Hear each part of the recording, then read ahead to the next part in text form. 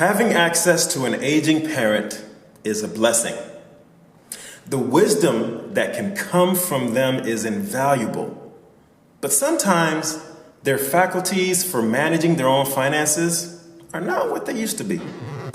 They need help, but pride often prevents them from asking for it. At the next session of our Protecting Aging Parents from Financial Ruin workshop, we help you have the difficult conversation about helping mom and dad in this area. It doesn't have to be controversial or adversarial.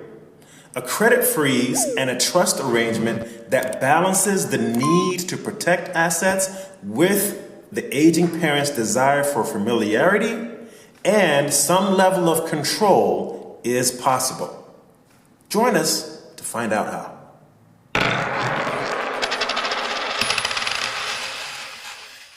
Thanks for watching. A registration link is in the video description.